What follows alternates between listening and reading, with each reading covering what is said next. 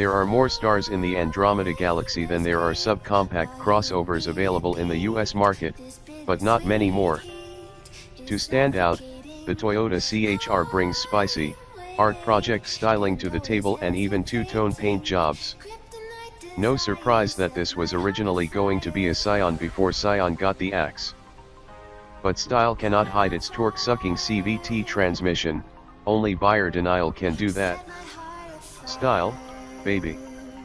Look at the roof wing, heck, look at that roof. And just try to find the rear door handle. Okay, it's not that hard, but it's not immediately intuitive, as one great editor once said. Its 144 horses aren't going to squeal anyone's tires, but this class of crossover is more about economical operation and practicality, anyway. The Toyota CHR was developed by Hiroyuki Koba, a man who should know exactly what characteristics make a car fun to drive. Not only does the deputy chief engineer own a twin-turbo Supra, according to Toyota, he's a die-hard racer with speed coursing through his veins. The trouble is, the CHR isn't just slow, it's one of the slowest cars you can buy. Koba should have transfused some of that speed in his veins to the CHR's 4-cylinder engine. Part of the problem is that the pokey 2.0-liter is hitched to a CVT. At full throttle, the engine revs are loud. And once the CHR hits highway speeds around 70 miles per hour, there's more wind noise than most small cars. The ride is taut, bordering on choppy when the tires slap rough pavement. But generally, this is an unobtrusive, easy-handling machine around town. The CHR sits higher than most compact cars and the view out front is just fine, but there's a crazy blind spot over your shoulder thanks to the, funky design. And because there's so much metal high up in the flanks of the rear door, the back seat is a dark grotto of gloom like a mid-1980s Mercury Cougar. And six-footers will need to duck their head on their way out. Yet strangely, I don't hate this thing. The driver and passenger have plenty of room up front and the materials in this XLE Premium were very nice. When was the last time a $25,000 car had such nice soft dash padding? Never, that's when. The rear view mirror camera system seems like a smart move until you learn that the CHR comes standard with a 7-inch touchscreen. So why not use that? The CHR's 19 cubic foot cargo hold is smaller than many hatchbacks. In our testing though, the flat, raised rear load floor is perfectly sized to expertly transport a stack of extra-large pizzas without any toppings sliding around. That's probably more important to crossover drivers than quarter-mile times. In football, you can be flagged for piling on, making late hits long after the play is dead. Well, debit me for 15 yards and 2 minutes in the penalty box because, as nearly everyone who has ever ventured an opinion about the CHR has already stated, it is slow. In a drag race with molasses, the CHR would come in third. Published figures say 0 to 60 in 11 seconds.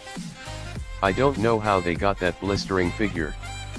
During my test, glaciers sped past, tectonic plates blew me away and flipped me off. Attempting a passing maneuver, not that you'd ever be able to attempt a passing maneuver in this, took even longer. Step out into the passing lane, place a brick on the gas and reacquaint yourself with your Catholic upbringing as you pray no one comes up behind you.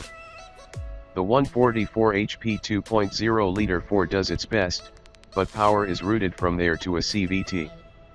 Granted, CVTs are generally getting better, but this one needs to get a lot better. The CHR comes only in front-wheel drive, which could be another drawback to some potential buyers. I've driven 3 CHRs in the last couple months. One of them was dubbed the world's fastest. You can read about it here.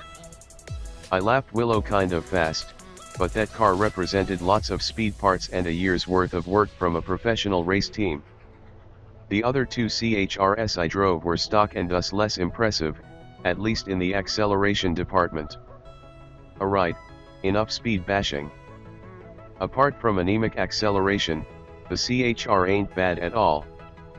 Both mine were the loaded XLE premium models with dual zone climate, 7-inch touchscreen display, 4.2-inch TFT multi-information display, heated front bucket seats, smart key system with push-button start and a host of other features.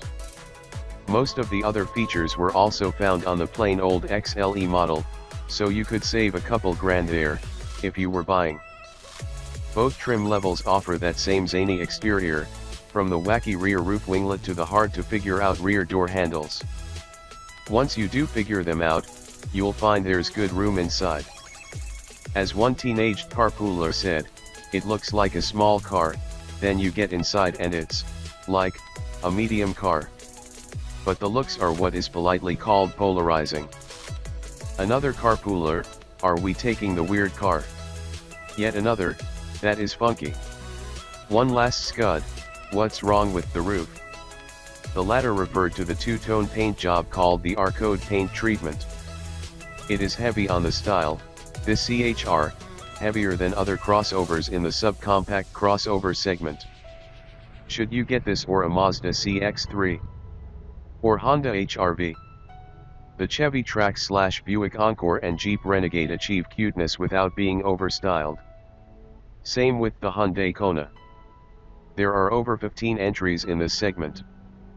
As long as you don't buy the Fiat 500X or anything with a torque-sucking CVT, you'll probably be okay.